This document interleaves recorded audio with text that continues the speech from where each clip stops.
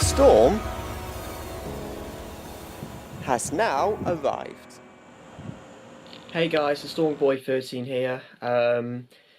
This is a very important video. This video title will say it could be the worst hurricane in Florida for 12 years since Hurricane Charlie in 2005. It was 2004, 12, 13 years. I can't remember what it was called. I think it was Hurricane Andrew, 2005. But yes, we've got Hurricane Irma. There was Hurricane Matthew last year, but it primarily affected, I think, southern areas, and it was a Category 1 or 2. I don't think it was anything as destructive as it is right now as I'm speaking. Hurricane Irma is currently affecting Key West, and it's just moving northwards. Parts of Miami is getting badly hit. Winds well over 100 miles per hour. There's been like a lot of destruction there already. And my thoughts, prayers are with them, and of course it's heading towards near Orlando, near central Florida, so I'm a bit worried about what's going to happen there. And potentially, if there's quite massive damage there around central Florida tomorrow, no offense for the others, but particularly there, I will have to do another video just because I just came back from holiday there. So it's quite a very ironic situation. I'm going to show you a quick video. It's about Hurricane Irma plummeting the Keys. So here we go.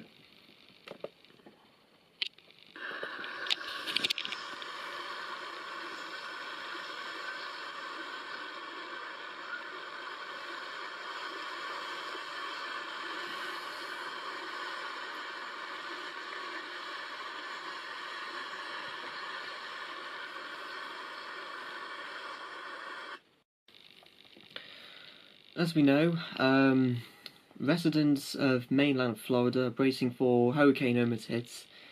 As you know, the conditions in the south of the state deteriorate. We know the Category 4 storm with sustained winds, we know, between 130 to 150 miles per hour. So it moved away from Florida Keys, and it will make landfall on the west coast in just hours.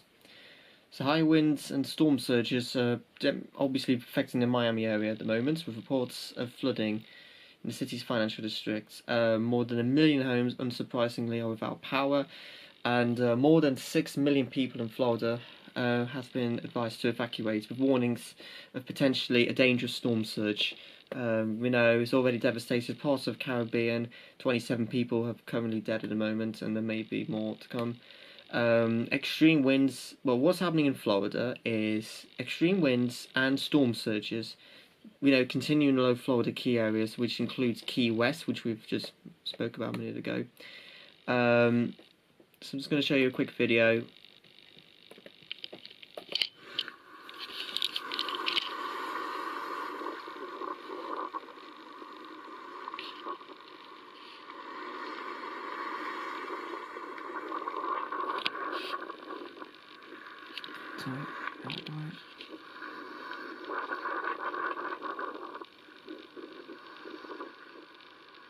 Looks straight up.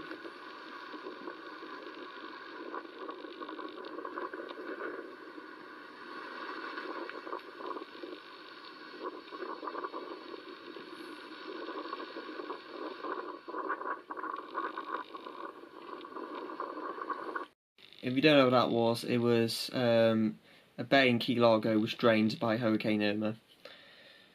So all residents around in Florida, particularly central and southern Florida area, have been ordered to leave.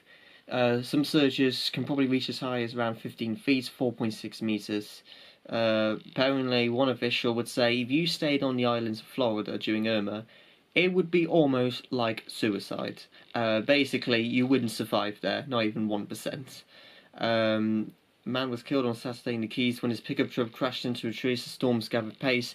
Yeah, pretty common. Don't drive, even when the edge of the storm has arrived. Don't drive then, because the winds gusts can just shoot up in just a snap. As the eye of the storm is moving north to mainland Florida, more than 1.4 million homes in the state are reported to be without power, and some 50,000 people have taken refuge in shelters. So we know cities such as Tampa and St. Petersburg seem to bear the brunt. The Tampa Bay area, with a population of about 3 million, has not been hit by a major hurricane since 1921. The central Florida has not been hit by a major hurricane for about 12 years, maybe 13 years. We are about to get punched in the face by this storm, Tampa Mayor Bob Hochul said. We know Florida Governor Rick Scott said he was very concerned about the West Coast. I'm definitely concerned about Central Florida, but all of Florida, really. He told NBC's Today Show that Florida authorities had prepared all week for the arrival of Irma. I can imagine that everyone in the residents of Florida are. The prospect of such a large storm surge is really scary. So effects have been felt in the Miami area. Miami Beach Police Major Richard Rand told the BBC there was flooding, including a 2 to 3 foot inland, and many power lines were down.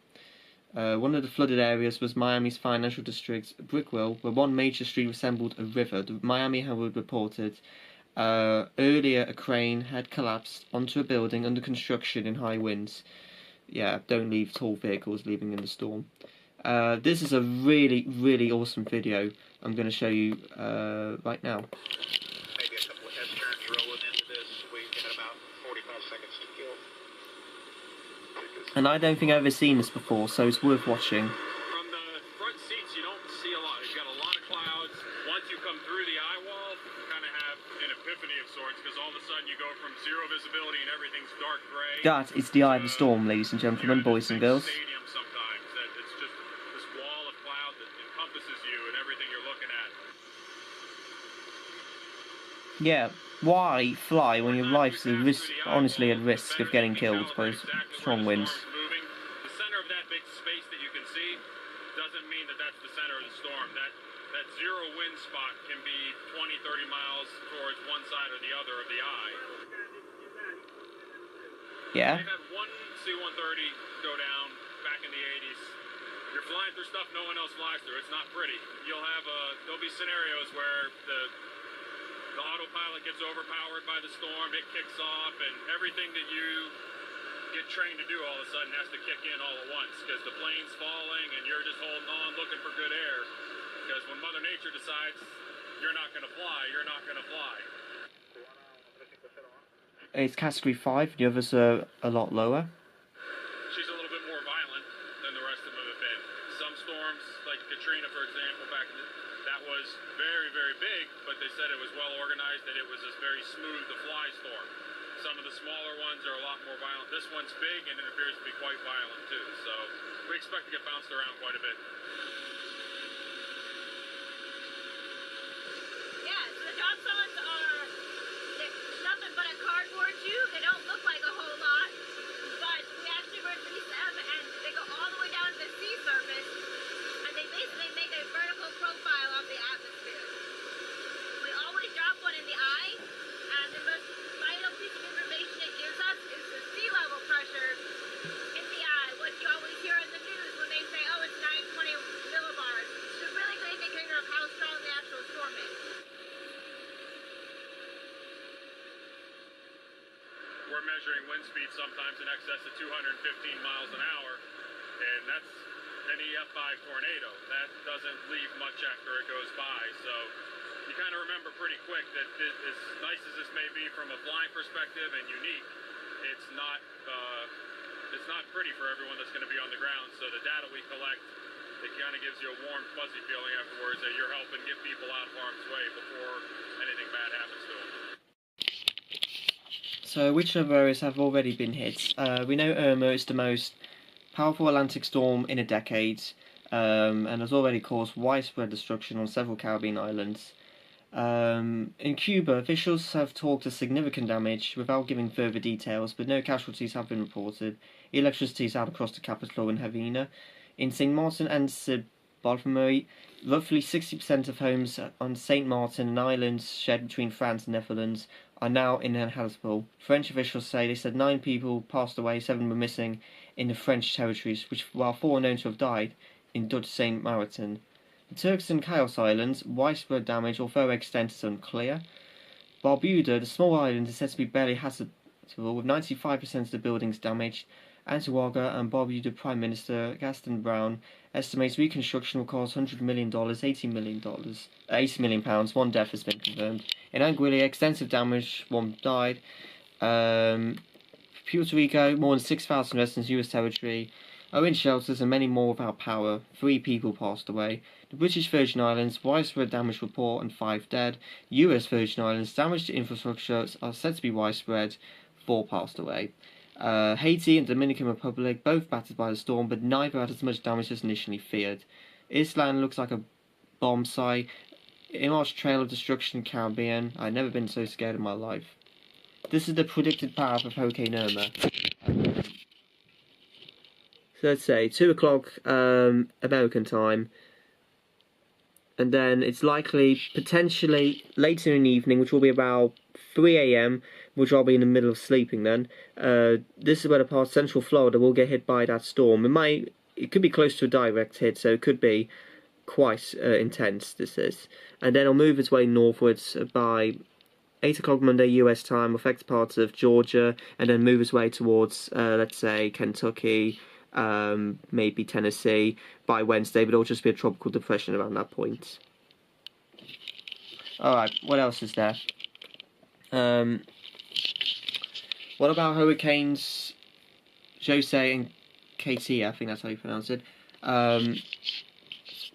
As we know, another storm, Jose, further out in the Atlantic behind Irma, is a Category 4 hurricane with winds up to 130 miles per hour. It initially follows a similar path to Irma and has threatened several islands already hit by its predecessor, but has now tracked harmlessly to the north. Barbuda, whose resident had already left the island as Jose approached, was spared, as was St. Martin and St. Bartholomew. Hurricane Katia in the Gulf of Mexico, Category 1 storm, with winds up to 75 miles per hour, made landfall on the Mexican Gulf Coast and stayed for Cresta late on Friday before weakening to a tropical depression. And just lastly, before I mention, before I close the video, significant flooding from Hurricane Irma. Hello there, here's the latest update. This is BBC News in England. Across the Caribbean. Hurricane Jose remains a very strong Category 4 storm, but stays out in open waters for the next few days. We're not too concerned with this, but Hurricane Irma brought some devastation in the last 24 hours to northern Cuba as it clipped the coast there. Now it's pushing northwards and over the very warm waters between Cuba and southern Florida. It has strengthened in the last few hours. A Category 4 storm, once again, sustained wind speeds of around 130 miles an hour. It's already impacting the Florida Keys, and this storm is bringing a significant surge, and with a lot of Florida, particularly southern and western Florida, low-lying, then we could see some significant flooding from this in the next 24 hours. Now, Irma will continue to power northwards across Florida, bringing very damaging winds, torrential rain, and like I mentioned, that significant storm surge, particularly to western parts of Florida. We could be looking at some issues there in Tampa. As we head on in towards Tuesday, the storm will have weakened considerably after being over land, so it'll run out of fuel, and it looks like it'll become a torrential rain feature. Could bring some flooding, for example, to Atlanta and to many parts of Georgia through Tuesday. Now, we're keeping a careful eye on Jose, because at the moment it's remaining out in open waters, but it could, later in the week, veer towards the US coastline, so we will keep you updated. Alright, so the video is going to end here. So this is just generally the Hurricane Irma information. It's from the BBC side from England, over the last hour or two.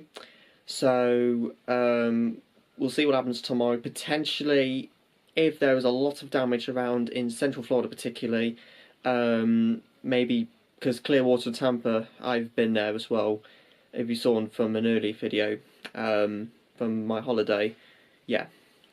So, possibly there might be another video, probably explaining about the aftermath, and this might not be an easy video for me to do, because this is my favourite place in the world, and to hear it getting potentially damaged by Hurricane Irma, that's going to be quite intense. So, we'll see how it goes. My thoughts and prayers go out to everyone across parts of Florida, and of course, the Caribbean islands as well, which were badly affected by Irma. So, stay tuned to my channel. Possibly there might be another one tomorrow. So thanks for watching. Like, comment, subscribe, and Storm's now out.